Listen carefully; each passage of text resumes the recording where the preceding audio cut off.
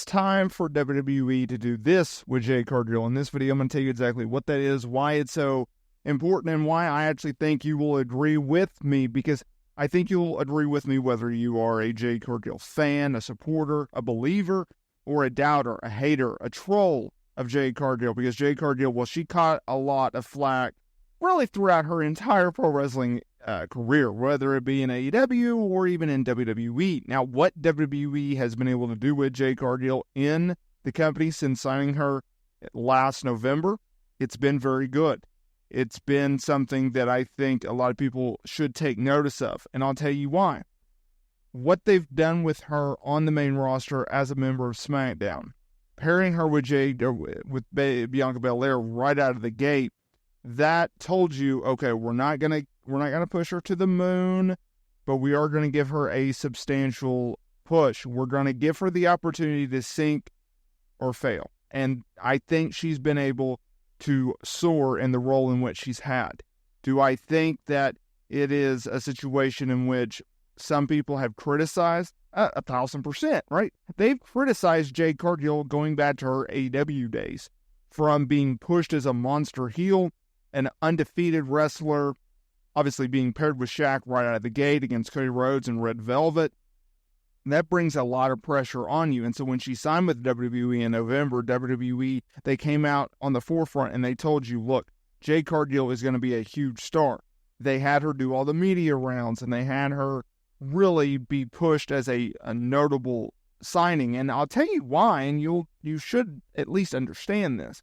The reason that they did that is because you got to keep in mind that was at a time in which she was only the second AEW star to jump to WWE, right? Cody Rhodes, he kind of opened the floodgates in 2022, making his return to the company in that year, working WrestleMania 38 against Seth Rollins, right? That was a huge, huge moment. That was a huge shift, because WWE knew once they signed him, they had to push him strongly so they would get other AEW stars over. Same thing with Jade Cargill.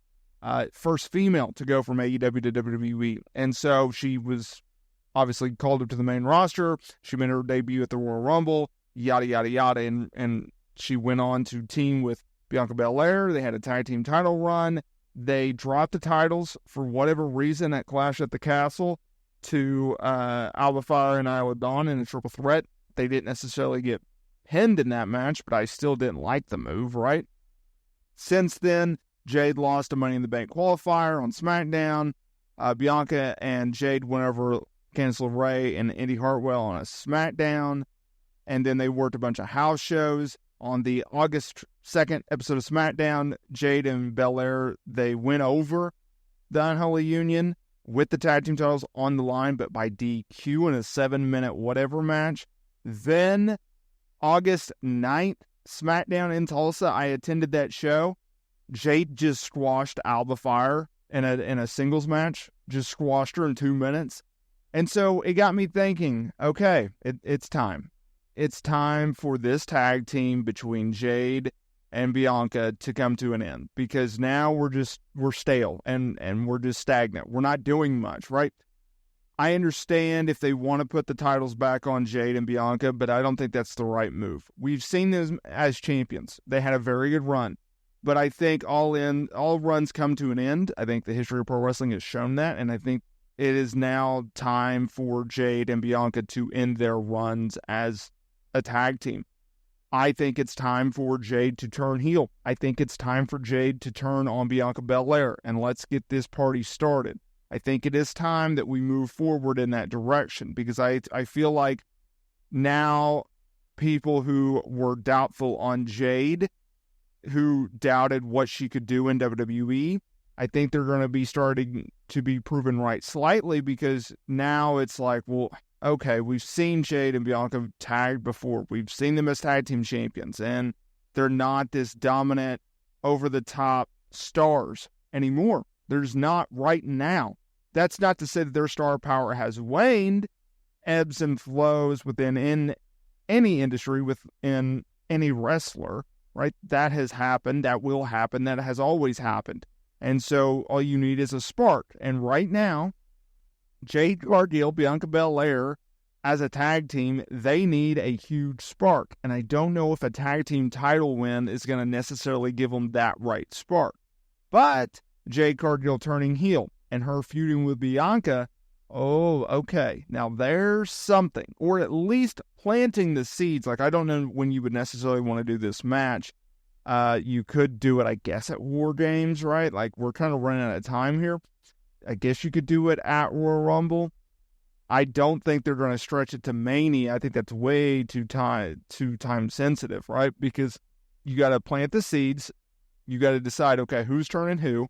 I would assume Jade turns heel because we never seen Bianca Belair as a heel before, or at least a notable heel in that. But I don't ever remember a heel run. You have Jade Cargill, who is known for being a heel because of her AEW days. She can play the part. She's actually pretty good at playing the part. And then you go off with Bianca Belair being the smaller, fighting underneath type star against this monstrous, dominant juggernaut of a heel in Jade Cargill, and you're off to the races. Like, the story writes itself. It's a fun story to follow. It's just, can we get there? Because I feel like they're just prolonging this just because they don't have anything else. And it's like, well, if that's the case, then let's just get to it and move on with our lives, right? Because we know Jade Cargill is going to be a women's world champion. We know Bianca Belair is going to be a women's world champion yet again. It's just a matter of time, not a matter of if. And obviously they have to do this split before they can get to that run, unless you want to do a situation in which either Jade or Bianca, they go after a championship on their own as a single star, they win said championship, and then one, I would assume Jade, costs the other the championship, and then you go off like there. Like, I've sat there and I thought, okay, well, how do they get to a heel turn?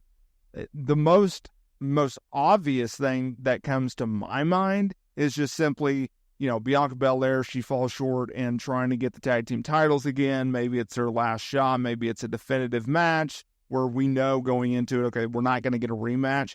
And or they just have a match at a PLE and take your pick. I would assume Bash in Berlin, because that's the next one on August 31st.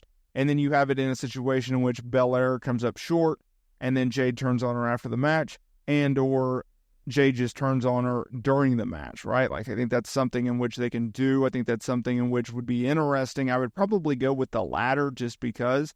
But at the end of the day, we're going to get a Jade-Bianca Belair feud. We're going to get a match. We'll probably get multiple matches. It is something in which, if built up right, they could have a notable run together in a feud, in a rivalry. I don't think it's necessarily like a main event angle, because those two stars, while have main event talent, and or Bianca Belair, who has been a main eventer in the past, they're not there yet, and that is something that WWE and Triple H and co. desperately need to work on going forward, and I look forward to seeing that progression within Bianca Belair and Jade Cargill.